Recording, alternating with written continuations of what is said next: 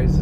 It's Emmanuel. Today I'm going to be sharing with you guys kind of like a raw, unedited footage video of 7 things that I learned being a young entrepreneur. Number 1 would be to focus on what you're passionate about. It really is, because like there's going to be a lot of times in your business or in your career where you're going to try to give up, or want to give up, I should say. But there has to be something greater for the reason you not giving up, right? And I think a big part of that, at least for me, has been that I'm really passionate of what I do, and I'm really inspired of what I do, right? I do media, I do videos, YouTube videos, inspiring people of, different areas of their lives, right? So the media, just like media, film, and YouTube allows me to just share my stories. It allows me to share stories that I think will inspire people, and I'm really passionate about that, right? And I've had success in that field. So I think when it comes to building your own company, then I think that's really important.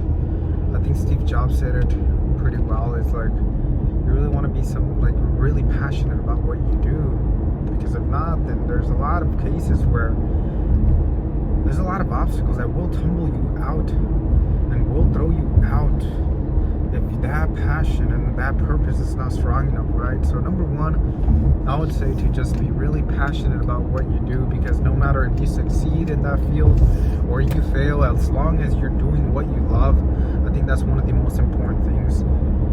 The second thing would be is to read.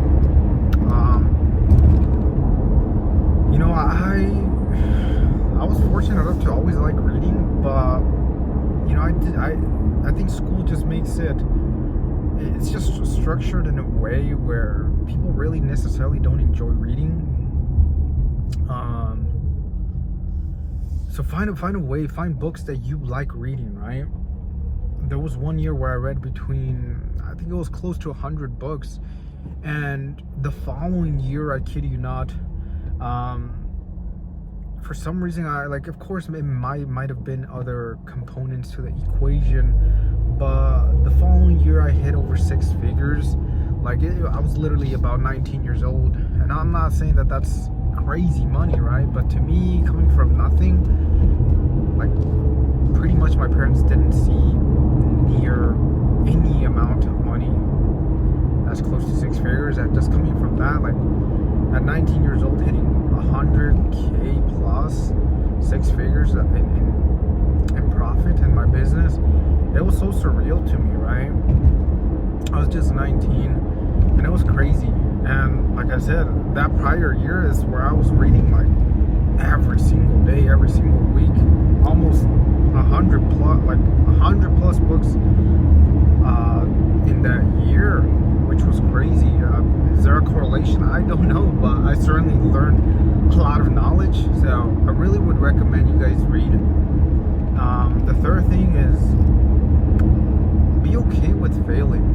Be okay with just falling down flat on your face, being in the dark, being in those dark times, and accepting that, right? I think it's no matter if it's your business, your career, your relationships, any other aspects of your life, I think those dark times are very necessary in order to grow as a person. And I think especially for business, if you think that you're going to come right off the gate, succeeding, it's probably not going to happen. It's probably not going to happen. So you have to be really, really prepared to fail and get back up multiple times, I would say.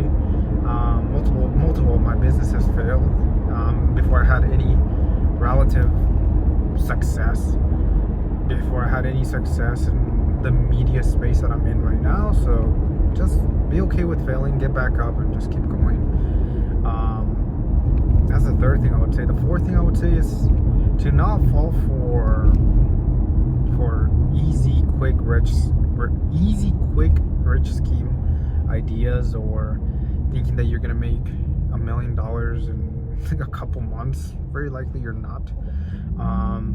If it seems too good to be true, then it probably is. There's a lot of people out there trying to sell you fake courses a lot of gurus out there trying to sell you fake things, right? So if it seems too good to be true, if that idea of a business idea seems too easy, or like I said, that you're gonna get rich within a couple months, it's probably false. And then there's a lot of people out there trying to sell you a fake dream, so be very careful of that. I was very naive when I started out.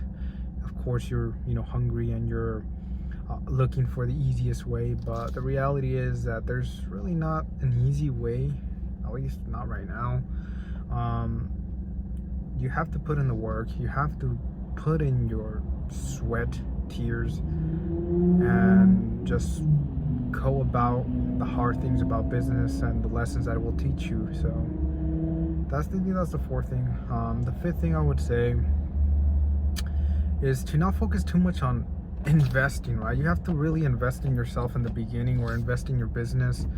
I think if you go right away and like somehow have success in making your first 6 figures a year, or first couple $1,000s a month, and you think that now you have to invest that into real estate or into stocks or into crypto, and you think that that's where you're gonna get the best ROI, I think it's very likely not. I've done that. I've lost money in stocks, I've made money in stocks, I've lost money in crypto, I made money in crypto, NFTs, all sort of things, right? I'm still learning the ropes, but I think the best ROI I've gotten so far is my business. Just investing back into my business, into myself, that's kind of the best ROI. The sixth thing I have learned as a young entrepreneur would be to focus on one thing. Don't be dabbling around in too many things. At least stick to something for a good amount, an extended period amount of time. And I don't mean to not dip, your toes into different things out, right, within a couple of years that you're starting out. But what I mean is that don't be, for example, being in the media space, for example, one week, and then the next week you're in drop shipping, the next week you're in Amazon, the next week you're in e-commerce, the next week you're doing agency work, the next week you're doing artificial intelligence, right? Like, that's what I mean. To don't be like just going from like business to business or industry to industry without giving it a significant amount of effort and a significant amount of time.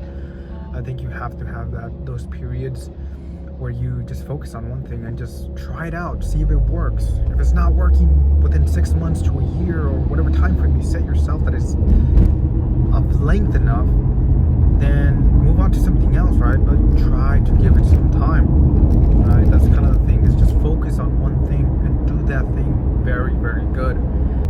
The seventh thing I've learned is there's really, in the beginning of things, it's hard to have a balanced life, right? You always hear that balance is key, or balance is important, or have a work-life balance. In my experience, it's just, in the beginning is really, really, really, really, really, really hard to have that. At least for me, what's worked for me and the little success that I've had as a young entrepreneur is just going absolutely putting everything into my task, sacrificing everything, right? Sacrificing social life, family, a lot in order to learn, in order to grow within my field. I still haven't figured out how to have a work-life balance.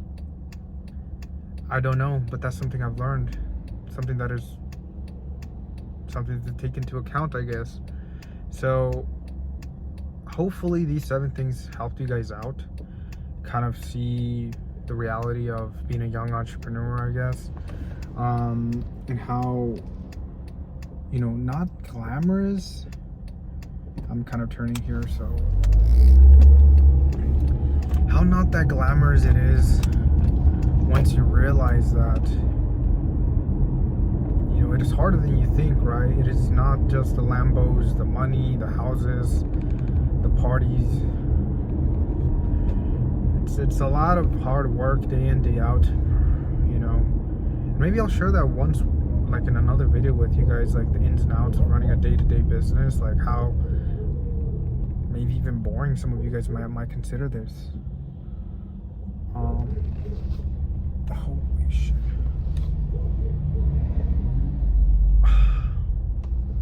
This is really... But yeah, that's it for the video.